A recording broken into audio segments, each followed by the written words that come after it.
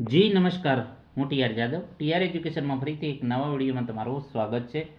મિત્રો, જીએસઆરટીસી દ્વારા હેલ્પરની જે ભરતી આવી છે, આ હેલ્પરની તૈયારી માટે અમારી ચેનલમાં ફ્રી વિડીયો લેક્ચર સિરીઝ શરૂ કરવામાં આવી છે, જેમાં ટેકનિકલ અને નોન ટેકનિકલ બંને પ્રકારના વિડીયો ડેલી બેઝ પર અપલોડ કરવામાં આવે છે. તો મિત્રો, ચેનલને સબસ્ક્રાઈબ કરી પ્લેલિસ્ટમાં જઈને તમે તમામ વિડીયો જોઈ શકો છો, જેમાં 2200+ MCQ અને 85+ વિડીયો અપલોડ કરેલા છે હેલ્પરના સિલેબસ પ્રમાણે.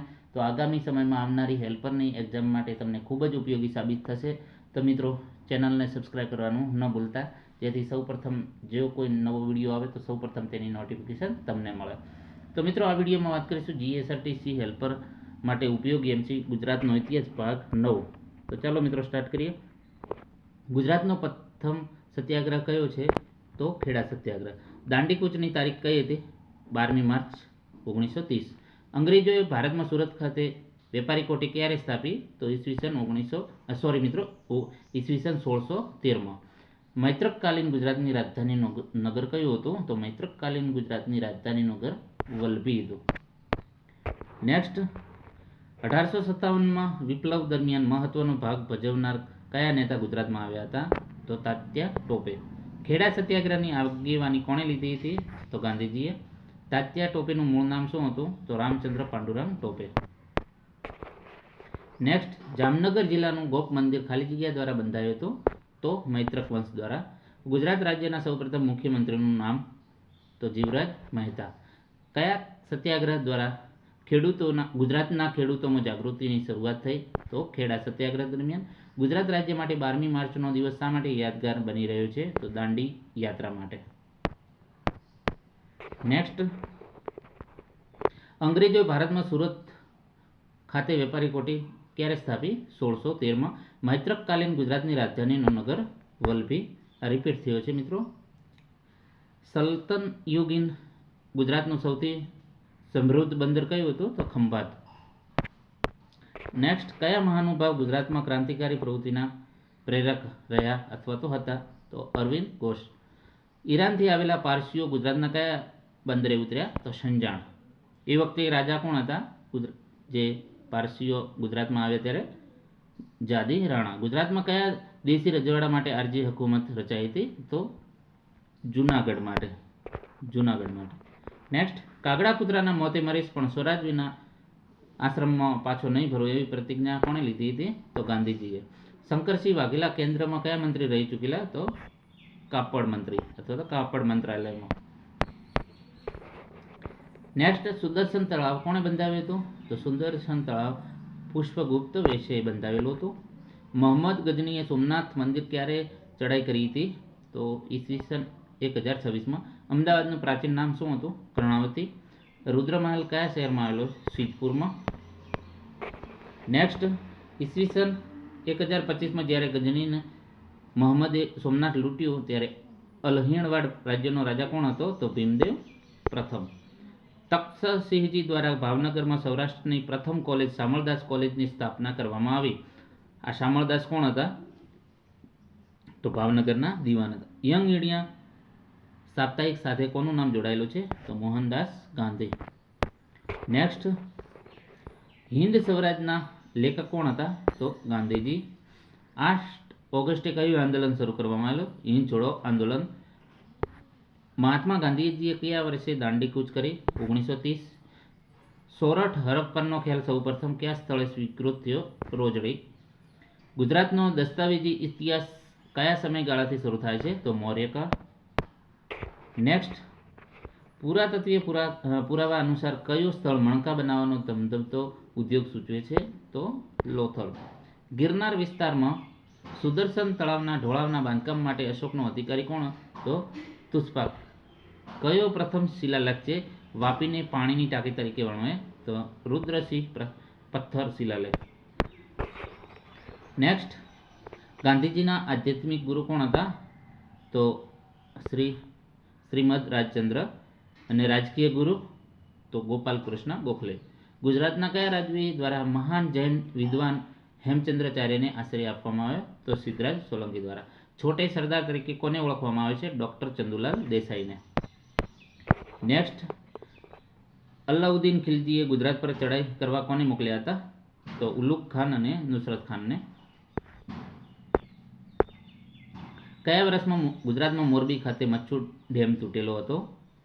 તો ઈસવીસન 1979. દાંડી કૂચ દરમિયાન ગાંધીજીએ તથા તેના સાથીદારોએ કુલ કેટલા દિવસની પદયાત્રા કરી? 24 દિવસની. નેક્સ્ટ, ચાંપાનેર મસ્જિદ કઈ શૈલીના મિશ્રણથી બંધાયેલ સ્મારક છે? તો હિન્દુ મુસ્લિમ સ્થાપત્ય શૈલી. ગાયકવાડ સરકાર અને કાઠિયાવાડના રાજાઓ સાથે થયેલ વોકર સેટલમેન્ટ શાને લગતું હતું? ખંડણીની રકમ. અમદાવાદનો કબજો કંપની સરકારે કયા વર્ષમાં લીધો? ઈસવીસન 1857. નેક્સ્ટ, મૂળરાજ સોલંકીએ ગુજરાતમાં સોલંકી વંશની સ્થાપના કયા કરી હતી? તો પાટણમાં.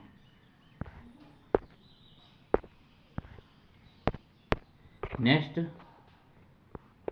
સન 1948માં સૌરાષ્ટ્ર રાજ્યની રચના થતાં તેના રાજપ્રમુખ તરીકે કોની નિયુક્તિ કરવામાં આવી? તો જામ સાહેબ દિગ્વિજયસિંહ. કયા સત્યાગ્રહ દરમિયાન વલ્લભભાઈ પટેલ નવા નેતા તરીકે બહાર આવ્યા? ખેડા સત્યાગ્રહ દરમિયાન. જૂનાગઢના અશોકના શિલાલેખને સંપૂર્ણ ઉકેલવાનું માન કોના શિરે જાય છે? તો ભગવાનલાલ ઇન્દ્રજીને. નેક્સ્ટ, અહમદ શાહે અમદાવાદ વસાવ્યું અને ઘણા સ્થાપત્યનું નિર્માણ કર્યું. આ ઘટના ક્યારે બની? તો 15મી સદીમાં. એક નહીં, 11 મોરારજીભાઈ અને 22 જવાહરલાલ નહેરુ આવે તો પણ મહાગુજરાત આવતું રોકી શકશે નહીં. મહાગુજરાત આંદોલન દરમિયાન આ ઉક્તિ કોની હતી? તો જયંતીલાલ દલાલ. જયંતી દલાલ. નેક્સ્ટ, પારસીઓ ગુજરાતમાં આવ્યા સૌપ્રથમ કયા બંદરે ઉતરે? તો સંજાણ. અન્નાહાર અને તેની મર્યાદાઓ માટે ગાંધીજી અત્યંત આગ્રહી હતા. દૂધ વિશેના દોષોની જાણકારી મેળવી તેમણે કયા વર્ષથી દૂધનો ત્યાગ કર્યો? 1912માં. નેક્સ્ટ, ગાયકવાડની ગાદીની સ્થાપના વડોદરામાં થઈ એ પહેલાં ક્યાં થઈ હતી? તો સોનગઢમાં. અમદાવાદમાં આવેલી રૂપમંજરીની મસ્જિદ કોણે બંધાવી? તો મોહમ્મદ બેગડોએ. પૌરાણિક નવલખા મંદિરનું સ્થાનક હુમલી કયા જિલ્લામાં આવેલું છે? દેવભૂમિ દ્વારકામાં. નેક્સ્ટ, સિદ્ધપુર ખાતે આવેલ રુદ્રમહાલનો નાશ સૌપ્રથમ કોના દ્વારા કરાયો હતો? તો અલાઉદ્દીન ખિલજી દ્વારા. મુસ્લિમ શાસક પહેલા ગુજરાતની રાજધાની કઈ હતી? તો પાટણ. જીવંત સંસર્ગથી ગાંધીજીના જીવન ઉપર ઊંડી છાપ પાડનાર આધુનિક વ્યક્તિને કયા હતા? તો રાયચંદભાઈ. ગાયકવાડની ગાદીની સ્થાપના વડોદરામાં થઈ તે પહેલા ક્યાં થઈ હતી? સોનગઢમાં. રિપીટ થયેલો છે પ્રશ્ન મિત્રો. ધ ઇન્ડિયન સોશિયોલોજિસ્ટ માસિક સાથે સંબંધિત નામ જણાવો. તો શ્યામજી કૃષ્ણવર્મા. ઈસવીસન 1231માં માઉન્ટ આબુમાં તેજપાલ દ્વારા બંધાયેલ નેમિનાથ મંદિરની છત ખાલી જગ્યામાંથી બનાવેલ છે? તો આરસમાંથી. ગુજરાતની રાજધાની પાટણથી અમદાવાદ કોના દ્વારા ખસેડવામાં આવી? તો અહમદ શાહ દ્વારા. નેક્સ્ટ, સિદ્ધપુર ખાતે આવેલ રુદ્રમહાલનો નાશ સૌપ્રથમ અલાઉદ્દીન ખિલજી દ્વારા કરાયેલો હતો. ગુજરાતનો જૈન ધર્મને આશ્ચર્ય આપનાર રાજાઓ કયા વંશના હતા? તો ચાલુક્ય. સત્યાગ્રહના લડવૈયા પૂજ્ય રવિશંકર મહારાજનું જન્મસ્થળ ખેડા. વસ્તુપાલ તેજપાલનું નામ કયા રાજવી સાથે જોડાયેલું છે? તો રાજા વિલધવર. નેક્સ્ટ, સ્વદેશી અભિયાનના પ્રાણેતા તરીકે કોને ઓળખવામાં આવે છે? તો અંબાલાલ સાકરલાલ દેસાઈને. નેક્સ્ટ, ગુપ્ત શાસનના પતન બાદ ગુજરાતમાં કયો વંશ સત્તામાં આવ્યો? તો મૈત્રક વંશ. સોલંકી કાળમાં ગુજરાતમાં કયો ધર્મ અસ્ત પામ્યો? તો બૌદ્ધ ધર્મ. અલાઉદ્દીન ખિલજીની ગુજરાત પરની ચડાઈનું વર્ણન કરતો ગ્રંથ કયો? તો કાનડે પ્રબંધ. નેક્સ્ટ, ખાન અજીજ કોકા દ્વારા બંધાયેલું ખાન સરોવર ખાલી જગ્યામાં આવેલું છે? તો અણહિલવાડ પાટણમાં આવેલું છે. ડભોઈ કિલ્લો ખાલી જગ્યાના શાસન દરમિયાન બાંધવામાં આવ્યો? તો સિદ્ધરાજ જયસિંહના સમયમાં. નેક્સ્ટ, કયા રાજાએ ભીલ બર્બરકને નિયંત્રિત કરી બર્બરક જીસણો કિતાબ અલંકૃત કર્યો? તો સિદ્ધરાજ જયસિંહે. નેક્સ્ટ, મહાત્મા ગાંધી કેટલી વાર ઇન્ડિયન નેશનલ કોંગ્રેસના અધ્યક્ષ બન્યા? તો એકવાર. ગુજરાતની પ્રથમ અંગ્રેજી શાળા કયા શહેરમાં ક્યારે શરૂ કરવામાં આવી? સુરતમાં 1842માં. ગુપ્ત શાસનના પતન બાદ ગુજરાતમાં કયો વંશ સત્તામાં આવ્યો? તો મૈત્રક વંશ. નેક્સ્ટ, કયા વર્ષમાં ગુજરાતને અલાઉદ્દીન ખિલજીએ દિલ્હી સલ્તનતમાં ભેળવી દીધું? તો ઈસવીસન 1304માં. ગાંધીજીના અંગત સચિવ કોણ હતા? તો મહાદેવભાઈ દેસાઈ. પુરાતન સંસ્કૃતિનું જોવાલાયક સ્થળ લોથલ કયા જિલ્લામાં આવેલું છે? અમદાવાદમાં. પ્રાચીન ગુજરાતનો કયો રાજા એકાંગી વીર કહેવાતો? તો ભીમદેવ બીજો. નેક્સ્ટ, ઈસવીસન 1020થી 1050માં વિસનગર વસાવનાર રાજા કોણ હતા? તો વિસળદેવ ચૌહાણ. દર વર્ષે 9 જાન્યુઆરીના રોજ પ્રવાસી ભારતીય દિવસની ઉજવણી ખાલી જગ્યાના પ્રદાન શરૂ કરવામાં આવે છે.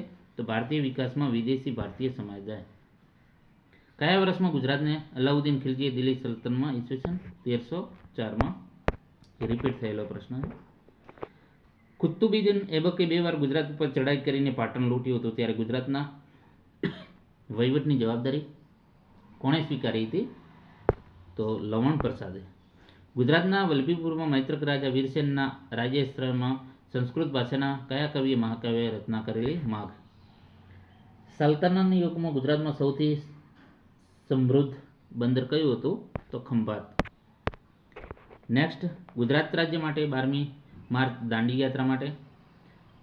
આઝાદી માટેના સંગ્રામ સમયે અમદાવાદમાં મિલ મજૂરોની માગણી બાબતની હડતાલ સમયે મજૂરો સામે મક્કમ રહેવામાં કોણ અગ્રસર હતું? તો શેઠ અંબાલાલ. મહાગુજરાત આંદોલનના પરિણામે મુંબઈ રાજ્ય ગુજરાત અને મહારાષ્ટ્રમાં વિભાજિત થયું. તો મિત્રો, આજે ગુજરાતના ઇતિહાસના મોસ્ટ આઈએમપી પ્રશ્ન હતા, જે તમારી આવનારી હેલ્પરની એક્ઝામમાં ખૂબ જ ઉપયોગી સાબિત થશે. વિડીયો પસંદ આવ્યો તો મિત્રો લાઇક કરો, શેર કરો અને ચેનલને સબસ્ક્રાઈબ કરવાનું ન ભૂલતા. Thank you for watching this video.